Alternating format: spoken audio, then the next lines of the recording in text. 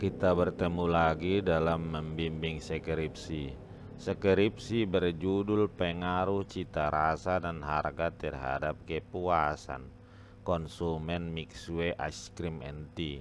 Kalau dari judul ini kita tahu ini adalah variabel bebas, cita rasa, harga. Variabel terikatnya adalah kepuasan. Sebelum kita bahas, kita lihat dulu panduan. Di awal skripsi itu ada namanya latar belakang ya. Apa di sini yang poin yang penting di latar belakang? Dia itu harus mampu menjelaskan apa, mengapa pentingnya topik skripsi. Jadi kalau kita lihat di sini, topiknya itu atau yang utamanya dari skripsi yang akan kita bahas ini ada tiga, yaitu cita rasa, harga, dan kepuasan. Kalau secara sederhana kita ambil dari pelajaran Metopel bahwa inilah dia cita rasa, CR kita bikin. Inilah dia yang kita sebut dengan harga. Inilah kepuasan. Inilah K. Nah, sesuai logika kita tentunya yang mendasarinya terjadinya penelitian ini adalah ini, kepuasan, karena inilah yang dituju. Ya kan? Nah, di sesudah itu kita pahamin itu. Ada lagi katanya di sini, harus menampilkan fakta yang secara empiris. Nah, fakta yang kita lanjut, yang mana kita jadikan fakta? Yang kita jadikan fakta ialah yang pertama tentunya yang harus kita kulik atau kita kaji lebih dalam. Tentunya ini kepuasan ini. Inilah kita cari fakta empirisnya. Ya, fakta empiris. Maksudnya apa? Bagaimana kepuasan? Tentunya kita tidak tahu. Yang kita tahu tentunya sebagai konsumen. Dari mana kita tahu orang puas atau tidak, ya? Nah, ini untuk memperolehnya tentunya kita apa yang disebut dengan kita melakukan terlebih dahulu survei pendahuluan. Ya, di mana-mana sebelum orang meneliti selalu ada yang melakukan survei pendahuluan. Nah, tentunya yang pertama kita survei adalah kepuasan, karena hanya inilah yang pertama sekali mendorong kita melakukan apa yang di penelitian ini. Tentu kita bertanya apakah orang puas atau tidak, ataukah biasa-biasa saja. Nah, baru kita cari cita rasa harga ini. Nah, jadi fakta empiris yang utama ditampilkan dalam pendahuluan atau latar belakang adalah variabel terikatnya. Itulah yang kita cari di lapangan. Nah, sekarang kita lanjut lagi. Di sini kita lihat pendahuluan. Ini kita baca. Peluang pemasaran bla bla bla sangat besar.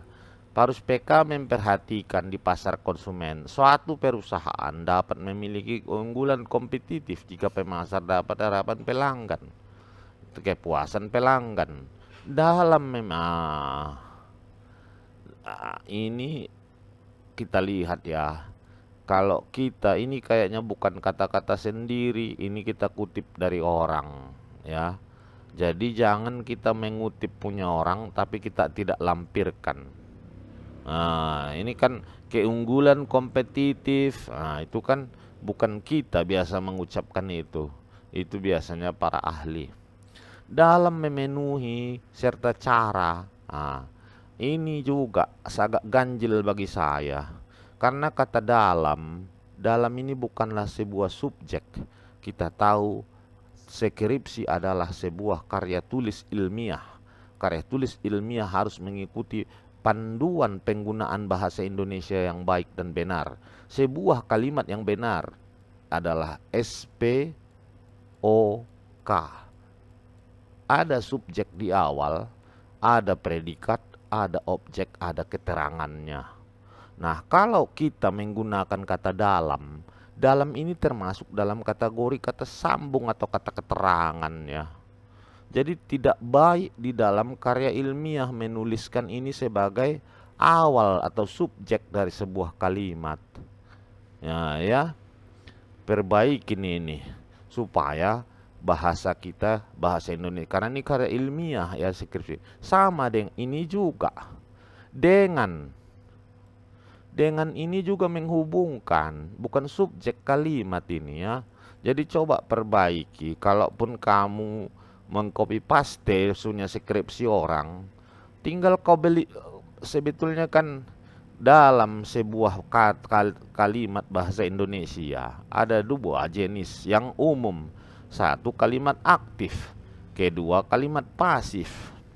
Kalau dia kalimat aktif, kita tahu dia selalu berawalan dengan me. Ya, contoh, ibu memasak kue di dapur. Nah, ya kan? Kalau kita biar jadi pasif, pasif itu selalu berawalan di. Nah, selalu berawalan di. Nah, berarti kita ganti ibu memasak kue di dapur menjadi kue dimasak ibu di dapur. Nah, itu betul.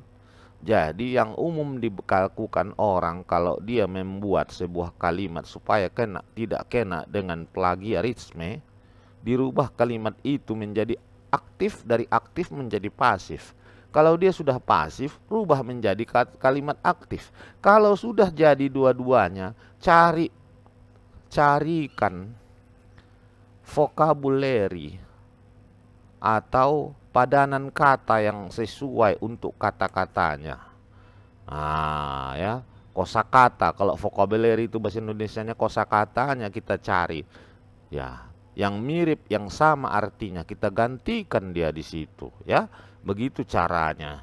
Jadi jangan kita hilangkan subjeknya. Ini fatal, salah dalam bahasa Indonesia yang baik dan benar. Ini juga seringkali gini dalam bisnis kuliner. Ya. Nah, ini juga cita rasa merupakan hal yang dapat memicu pelanggan tetap bertahan. Titik. Menurut, nah ini kan aneh kalimat ini ya. Anehnya di mana? Mana pernah, harusnya ini koma. Karena ini kan lanjutan dari semuanya.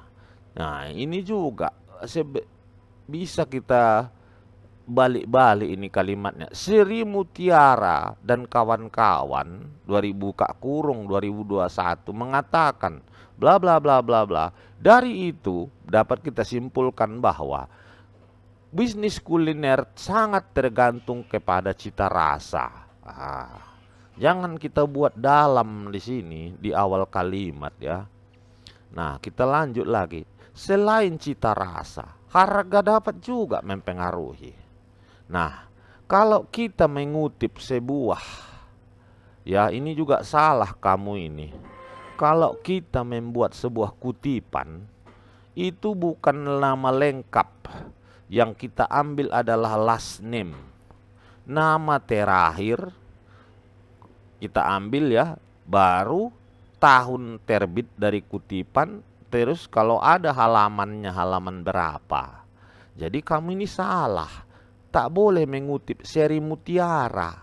Nah, itu kan harusnya Mutiara et al. Atau dan kawan-kawan 2001. Sama dengan di sini. Ya, kalau kita lihat. Kau punya ini Metiana Indrasari. Ini juga salah ya. Harusnya Indrasari. Gak boleh kita mengutip mau dia profesor, mau dia doktor, mau dia insinyur. Tidak boleh kita lampirkan dalam kutipan kita. Nah ini kan sama kayak tadi. Selain cita rasa, ini bukan subjek kalimat yang baik. Kita sebutkan saja. Indrasari 2019 halaman 36 menyatakan bla bla bla bla bla bla bla. Baru kita simpulkan. Itulah kalimat yang baik ya. Ya. Nah, kita lanjut lagi. Pengusaha produk kuliner bergantung pada tingkat konsumen. Keberlangsungan berdasarkan masalah di atas. Mana masalah? Tidak ada masalah kau bilang di sini. Ya, bukan masalah.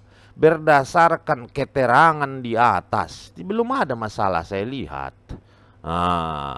Karena ini bukan masalah yang kau bilang ini.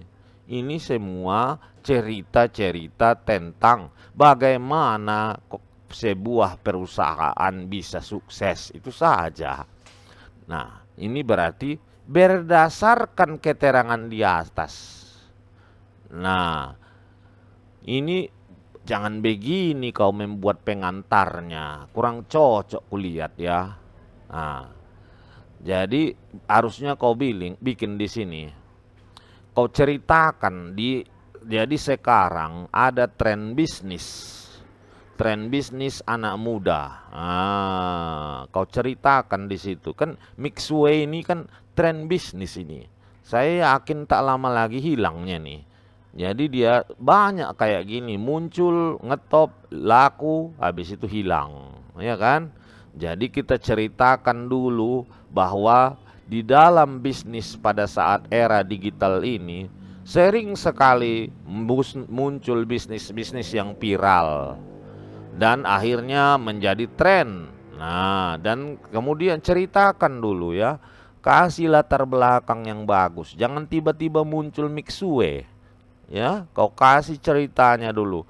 Macam mana rupanya bisnis Mixue ini, khususnya kuliner, sering kali saya lihat datang, hilang, timbul lagi yang baru.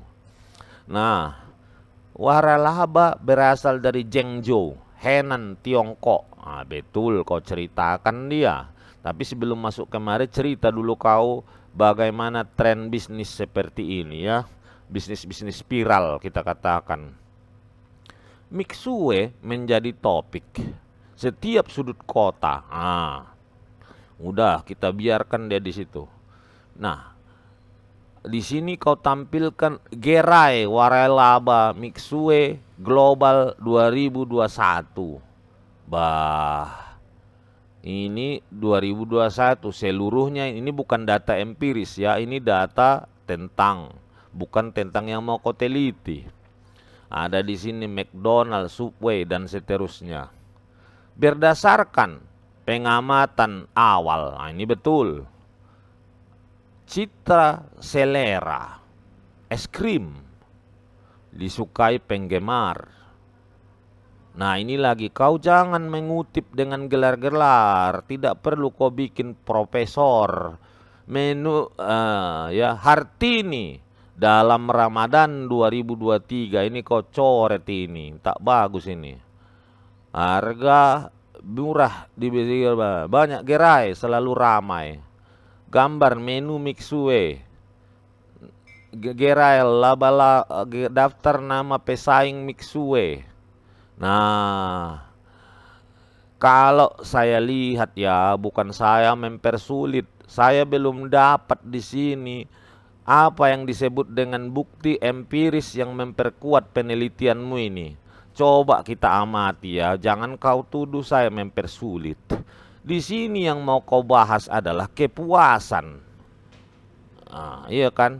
Tidak ada saya lihat cerita atau data yang mendukung kepuasan di sini. Ya, harusnya biar saya sarankan. Di sini kau melakukan namanya tadi itu survei pendahuluan.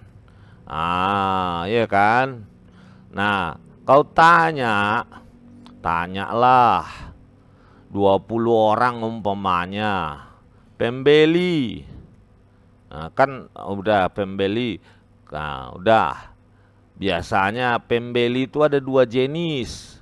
Satu, pembeli pertama. Nah, ini kedua, pembeli berulang. Nah, yang mana kita pilih? Tentunya kau harus memilih pembeli berulang. Kalau dia kau tanya pembeli pertama, tidak dapat poin puas atau tidak puas di situ. Biasanya pembeli berulang yang melakukan karena dia puas.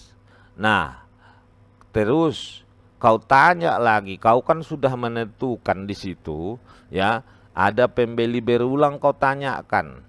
kenapa lah kau beli Mixue ini? Kira-kira gitu bahasanya. Nanti tentunya kau tidak seperti itu. Ini kan ecek-ecek saja. Ya, baru kau tanya lagi. Nah, dia udah berulang 2 kali dia minimal. Kau tanya puasnya kau, cocoknya kau rasa Mixue ini. Ya kan? Kalau 1 kali belum bisa kita tanya itu. Nah, itulah kau lampirkan di sini. Dari 20 orang responden yang saya tanya, bahwa mereka mengatakan, nah di situ kau tanyakan, kau bikin di situ bahwa mereka ada yang puas, ada yang biasa saja, terus apa anggapan mereka terhadap harga. Jadi 20 orang inilah sebagai responden awal untuk mendapatkan fakta yang seperti di latar belakang. Di sini dikatakan fakta empiris. Ya. Jadi kalau yang kamu buat ini udah bagus. Cuman tak ada di sini yang membahas variabel penelitiannya. Itu saja. Ya, kau perbaiki latar belakangmu ini. Nah, kita lihat rumusan masalah. Nah, rumusan masalah, apakah cita rasa? Ini betul. Apakah harga? Nah, harusnya ada yang ketiga. Jadi, apakah harga dan cita rasa berpengaruh, atau apakah rasa dan harga berpengaruh? Jadi ini kenapa dibuat seperti ini? Supaya dapat dia nanti secara statistik dibuktikan. Statistik. Inilah yang namanya uji T. Ya, ini disebut uji T. Yang 2 ini. Nah, kenapa 3 harus dibuat? Nah, harga, rasa, dan harga berpengaruh. Ini disebut dengan supaya dapat di statistik nanti uji serentak atau uji F. Ya, harus 3 kita buat. Batasan masalah.